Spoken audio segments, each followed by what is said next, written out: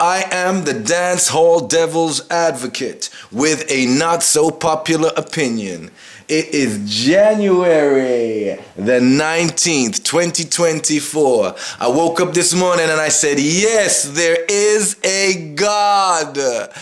Dancehall is back. Teejay called out Valiant's name and Valiant called out Teejay's name. How we say? Brawling. It's like Teejay would I say, yeah, I you me a chat drunk and Valiant I say, oh, you know how long more you call me name. So let's break this down. Let's just break this down. So we have Valiant, who is unarguably one of the hottest rising artists who nobody can debate that his string of songs that he's released and maintaining a presence in dancehall is exemplary. He's one of the few to have done it in this way. Certainly for this new era of artists, there's only a few of them who have captured the people's attention and held on to it in the way in which Valiant has. And quite frankly, he's done it with a smile on his face, which was also refreshing, because the whole darkness thing, I don't know, I think it's kind of run its course, but, to each their own.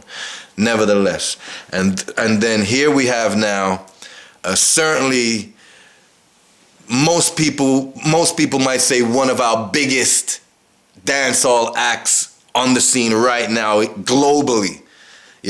We can't say he's the biggest dancehall act in the world right now, because we still have the Shaggys and the Sean Pauls and Beanie Mans, who travel the world, and their music is what you hear when you get out in the world and you're traveling.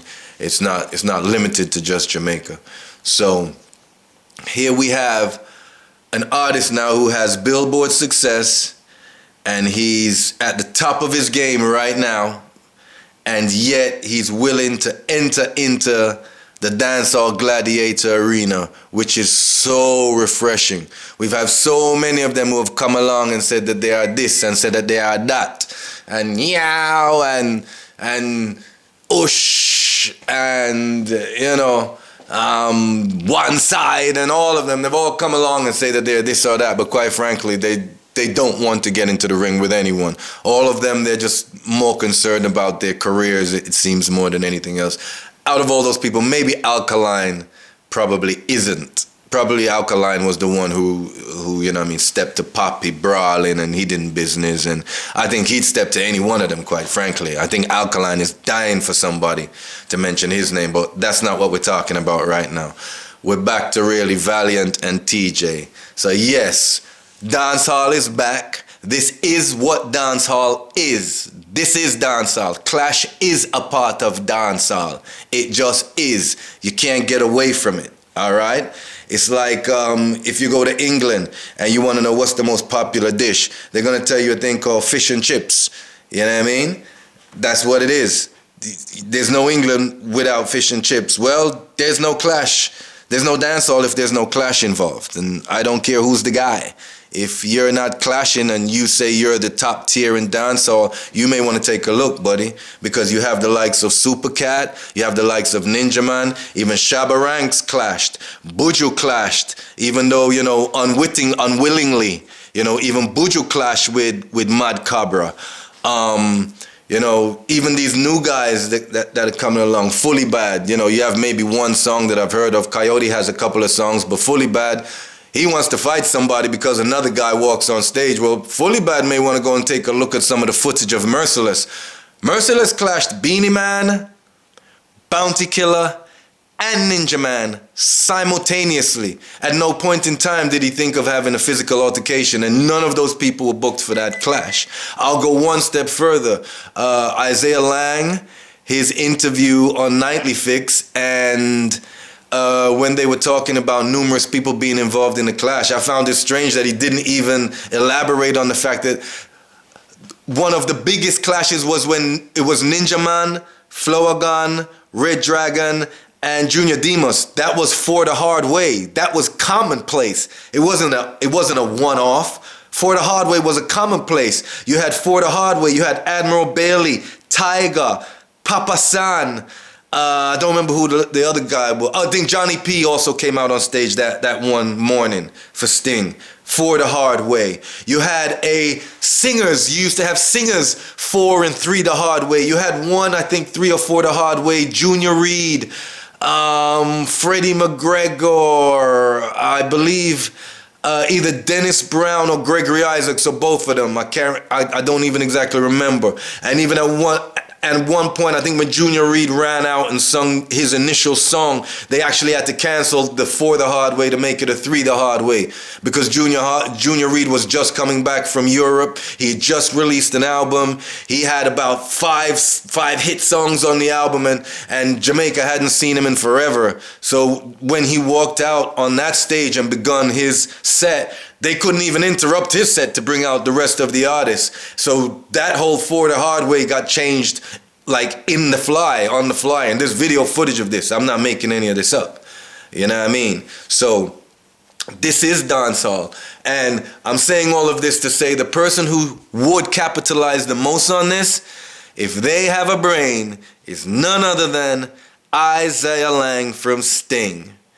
If this clash holds up, and this carries out this year, right? And we're going to get a slew of hits. We're going to get a slew of songs that selectors are going to cut on dub, because they're going to be big killing tunes, because they're going to be, you know what I mean, war tunes, right? And in the midst of all of that, if that carries over into December, and Sting forks up the money and pays these 2 gentlemen to put them on stage, pays them in advance, because everyone knows that Sting has a reputation for not wanting to pay people. So whatever these 2 men want, we're looking at, the likes of a Ninja Man versus Supercat, a Ninja Man versus Shabba, a Movado versus Vibes Cartel. We're looking at a clash of that stature. We're looking at a clash of 2 of our top-tiered dancehall acts going head to head with each other. So we're looking at a clash of epic proportions. We're looking at a clash the likes of which we have not seen in quite some time. One that would capture the imagination of the dancehall community in its entirety again. We're looking at a clash where people would be flying into the island on December the 26th for Sting, because they know that, furthermore, these 2 gentlemen can actually deliver their songs. So we're not talking about 2 guys that are going to run out on stage and dash. They're going to say 3 words and dash and act as if they're doing something significant. No, these are actually 2 of our top-tier dancehall acts that can actually deliver their songs. And I can have a whole nother conversation about that. That's a whole nother conversation I can have about that subject. Don't let me get started. But Teejay, top tier artist. Valiant, very good top tier artist.